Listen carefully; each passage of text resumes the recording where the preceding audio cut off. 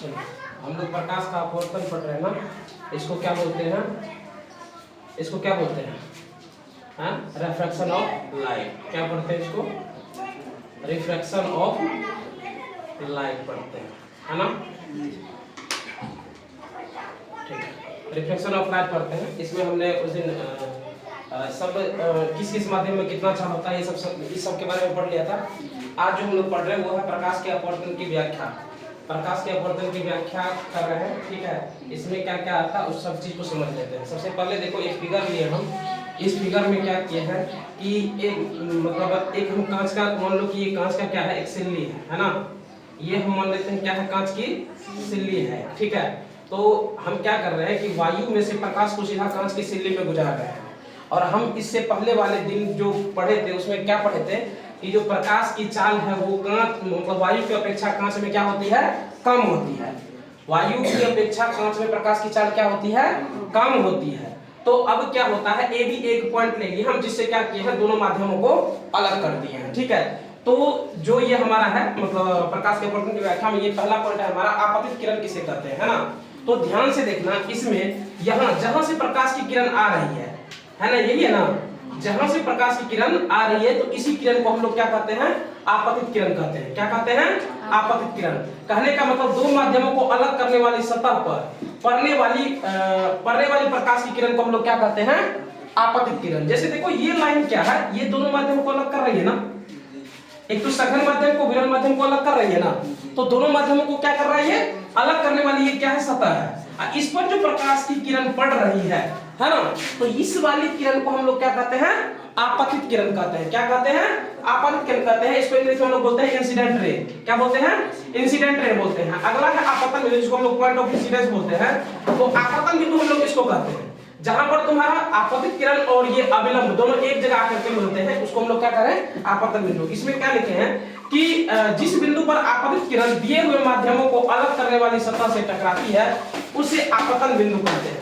अब देखो मतलब ये आपतित किरण इस बिंदु पर आकर के मिलती है ना, जो दोनों माध्यमों को अलग कर रही है, तो ये दोनों माध्यमों को अलग करने वाली सतह है, यहाँ पर आकर के मिली है ना, यहाँ पर आकर के एक पॉइंट बनाया है ना, यहीं से तो विस्थापित हुआ है ये। तो इस वाले बिंदु को हम लोग क्या कहते हैं, आपतन बिंदु कहते हैं। क्या कहते हैं? आपतन बिंदु कहते हैं। अगला है हमारा अविलंब, जिसको हम लोग नॉर्मल बोलते हैं। तो किसी सतह के किसी बिंदु पर खींचे गए लंब को उस बिंदु पर अविलंब कहते हैं। ये मान लो कि कोई सतह है, ये क्या है, कोई सतह है, इस पर अगर हम कहीं भी एक लाइन खींच देंगे तो वो उस बिंदु का क्या हो जाएगा, अविलंब हो जाएगा। जैसे यहाँ पर इस फिगर को खराब नहीं करते, यहाँ पर एक खींच के तुमको बताते हैं। जैसे मान लो कि ये एक हम लाइन खींचे, इस बिंदु पर अगर हम कहीं भी एक लाइन ड्रॉ कर दें तो वो क्या हो जाएगा, अविलंब हो जाएगा उस बिंदु का, यानी कि इस बिंदु का क्या हो जाएगा, ये अविलंब हो जाएगा। यहाँ खींच देंगे ये इस बिंदु का अविलंब हो जाएगा। बात समझ में आ गई ना? अगला है हमारा अपवर्तित किरण, जिसको हम लोग रिफ्लेक्टेड रे बोलते हैं। क्या बोलते हैं? रिफ्लेक्टेड रे बोलते हैं। यानी कि ये वाली किरण देखो क्या हुआ कि जब एक माध्यम से दूसरे माध्यम में प्रकाश की किरण प्रवेश की तो अविलंब से क्या हुई, मुड़ गई। जब अविलंब से मुड़ गई तो उसी किरण को हम लोग क्या कहते हैं, अपवर्तित किरण कहते हैं। देखो दूसरे माध्यमों में मुड़कर जाती हुई प्रकाश की किरण को क्या कहते हैं हम लोग, अपवर्तित किरण कहते हैं। तो ये क्या हुआ, विरल माध्यम सघन माध्यम में गया ना, विरल माध्यम से कहां चला गया, सघन माध्यम में। इसका मतलब क्या हुआ कि वो अविलंब से क्या हुआ, अविलंब के पास आ गया। तो ऐसे वाली किरण को हम लोग क्या कहते हैं, अपवर्तित किरण कहते हैं। दूसरे माध्यमों में मुड़कर जाती हुई प्रकाश की किरण को हम लोग क्या कहते हैं, अपवर्तित किरण। ये देखो यहाँ से दूसरे माध्यम में जब गई तो वो क्या हुआ, अविलंब की ओर मुड़ गई। तो ऐसे किरण को हम लोग क्या कर दिए, अपवर्तित किरण कर दिए, जिसको हम लोग रिफ्रैक्टेड रे भी बोलते हैं। अगला है हमारा आपतन कोण, जिसको हम लोग एंगल ऑफ इंसिडेंस बोलते हैं। तो आपतन कोण कौन सा होगा, तो आपतित किरण और अविलंब से जो कोण बना है उसी को हम लोग क्या कहेंगे, आपतन कोण कहेंगे। जैसे देखो आपतित किरण आपतन बिंदु पर खींचे गए लंब से जो कोण बनता है उसे हम लोग क्या कहते हैं, आपतन कोण कहते हैं। ये देखो ये अविलंब हुआ ना, ये क्या हुआ, आपतित किरण। इन दोनों से ये एक कोण बन रहा है ना, ये एक कोण बन रहा है, इसको हम लोग क्या कहेंगे, आपतन कोण कहेंगे। क्या कहेंगे, आपतन कोण कहेंगे, ठीक है। अगला है अपवर्तन कोण, जिसको हम लोग एंगल ऑफ रिफ्लेक्शन बोलते हैं। अपवर्तित किरण आपतन बिंदु पर खींचे गए अविलंब से जो कोण बनाती है उसे क्या कहते हैं, अपवर्तन कोण कहते हैं। देखो अब अपवर्तित किरण कौन सा है, ये वाली।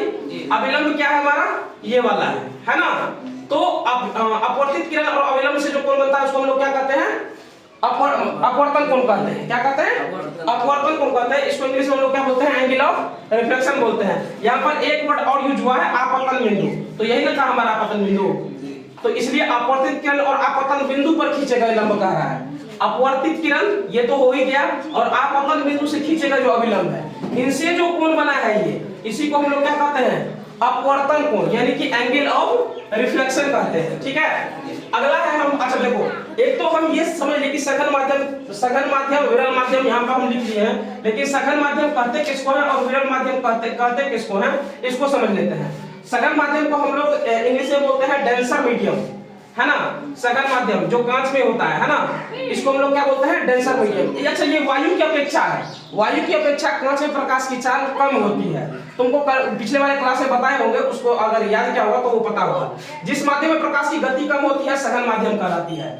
मतलब कोई भी मान लो कि किसी वस्तु में हमको प्रकाश की गति चेक करनी है, अगर उसमें वो कम गति की है, इसका मतलब वो क्या है, वो क्या है, इसका मतलब वो क्या है, सघन माध्यम है। क्या है, सघन माध्यम। वही जिस माध्यम में प्रकाश की गति अधिक हो जाएगी उसको हम लोग क्या कहेंगे, विरल माध्यम। यहाँ पर विरल माध्यम क्या है, वायु है। वायु क्या है यहाँ पे, विरल माध्यम। कांच क्या है यहाँ पे, सघन माध्यम, क्योंकि वायु की अपेक्षा कांच में प्रकाश की चाल क्या होती है, कम होती है, इसलिए इसको हम लोग क्या कहते हैं, सघन माध्यम, और इसको क्या कहते हैं, विरल माध्यम। ठीक है, एक पॉइंट और इसमें याद रखने लायक है कि मतलब जो सघन माध्यम है, इसमें प्रकाशीय घनत्व क्या होता है, अधिक होता है। सघन माध्यम में प्रकाशीय घनत्व अधिक होगा और विरल माध्यम में प्रकाशीय घनत्व कम हो जाएगा।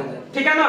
विरल माध्यम को हम लोग इंग्लिश में बोलते हैं रेयर मीडियम। ठीक है, अगला है हमारा कि अगला पॉइंट हम लिखे तुम लोगों को, प्रकाश की किरण वायु प्रकाश का विरल माध्यम से कांच प्रकाश का सघन माध्यम में जाने पर अभिलंब की ओर मुड़ जाती है। सेम वही चीज है कि जब प्रकाश की किरण वायु से मतलब कांच की ओर जाएगी तो वो क्या होगी, अभिलंब की ओर मुड़ जाएगी, अभिलंब की ओर मुड़ जाएगी। लेकिन इसी का जस्ट उल्टा करो तुम, मतलब कांच से अगर मान लो कि यहाँ से, मान लो कि ये कांच इसीलिए है ना, हम यहाँ से कोई प्रकाश की किरण दे रहे हैं, ठीक है, तो कांच से अगर वायु में जाएगा तो क्या होगा, अभिलंब से दूर हट जाएगा। क्या होगा, अभिलंब से दूर हट जाएगा। ठीक है, यहाँ पे देखो दूसरा पॉइंट में यही है। अब तीसरा है, जब कोई प्रकाश की किरण दो माध्यमों को अलग करने वाली सतह पर लंबवत पड़ती हो तो बिना मुड़े अर्थात बिना अपवर्तन के सीधी निकल जाती है। अब देखो क्या होता है कि मान लो कि दो माध्यमों को अलग करने वाली कोई सतह है, मान लो कि ये है, ठीक है। अब क्या हुआ कि इस पर अगर कोई लंबवत किरण पड़ेगी ना तो वो क्या हो जाएगी, सीधी निकल जाएगी। लंबवत जब कोई किरण पड़ती है तो वो क्या होती है, सीधी निकल जाती है। ठीक है, आज के पूरे क्लास में लोग इतना ही पढ़ेंगे, अगले क्लास में और अगला चीज पढ़ेंगे। ठीक है, फिलहाल आज के लिए इतना ही रहने देते हैं। ठीक है।